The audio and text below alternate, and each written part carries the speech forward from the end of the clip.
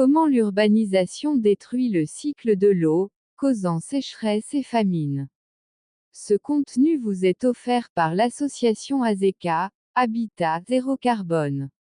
L'urbanisation peut être définie comme la concentration sur une surface réduite d'immeubles qui servent à héberger une population et les activités de cette dernière. L'urbanisation va de pair avec la concentration démographique. Les localités urbanisées portent le nom de ville, lorsque leur population atteint une densité plus ou moins importante. La ville la plus densément peuplée du monde est Dhaka au Bangladesh, avec 43 800 habitants au kilomètre carré. Une telle concentration urbaine est une aberration quand on songe que la superficie de ce pays correspond à 800 mètres carrés par habitant. Aujourd'hui, 60% de la population mondiale vit concentrée dans les villes, alors que la planète Terre offre en moyenne 2 hectares de terrain à chaque humain, c'est-à-dire 20 000 mètres carrés par habitant. Les villes sont des camps de concentration où les humains s'emprisonnent volontairement en laissant à l'abandon des millions d'hectares de terres inoccupées.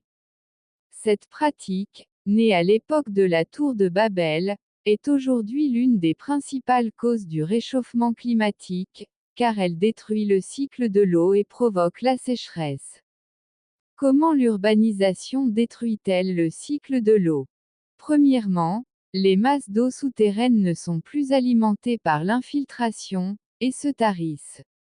Dans les camps de concentration que sont les villes, l'usage le plus répandu est de construire des immeubles de plusieurs logements, sur plusieurs étages, pour rentabiliser l'espace au maximum. Ces immeubles recouvrent plusieurs milliers de mètres carrés au sol lorsqu'ils sont accolés les uns aux autres pour former des pâtés d'immeubles. Les pâtés d'immeubles sont reliés entre eux par des routes bitumées flanquées de trottoirs également bitumés. Tous les sols recouverts par les constructions et par les routes bitumées ne peuvent plus recevoir les infiltrations d'eau de pluie. Après plusieurs décennies, les nappes phréatiques de ces zones urbanisées finissent par s'assécher. C'est une sécheresse structurelle qui commence sous la terre, parce que l'eau ne peut plus pénétrer dans la terre. Deuxièmement, les masses d'eau aériennes appelées nuages ne sont plus alimentées par l'évaporation. Nous venons de voir que les sols des villes ne reçoivent plus les infiltrations d'eau.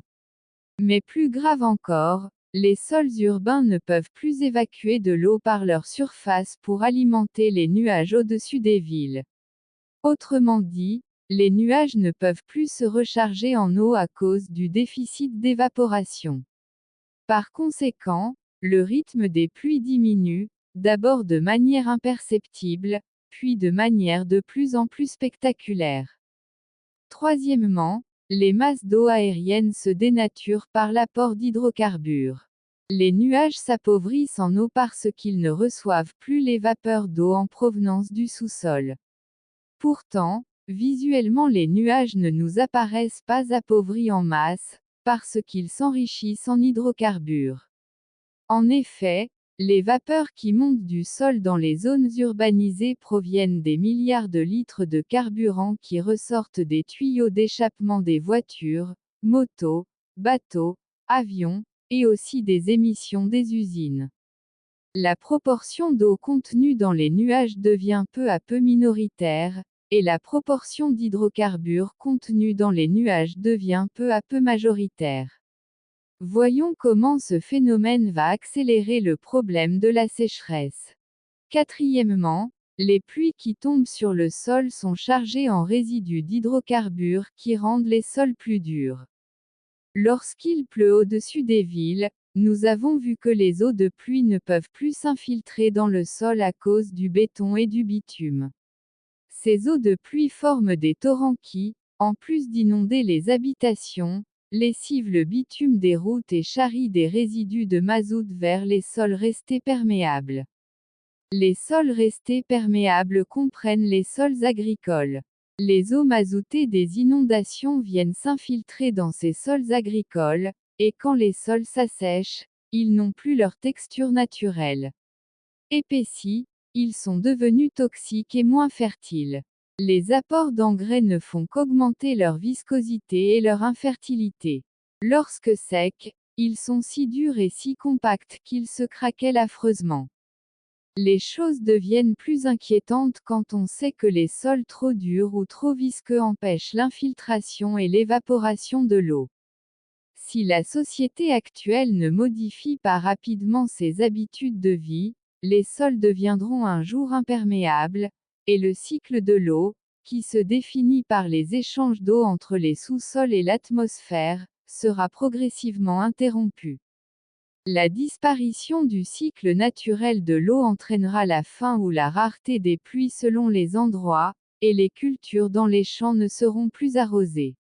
L'agriculture ne pourra plus nourrir les humains, et la famine s'installera partout sur la Terre. L'association AZECA fait partie du collectif SOZECA, Société Zéro Carbone.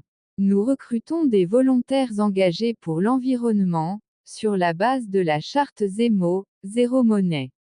Veuillez rejoindre notre action en envoyant un SMS au 07 75 86 41 69.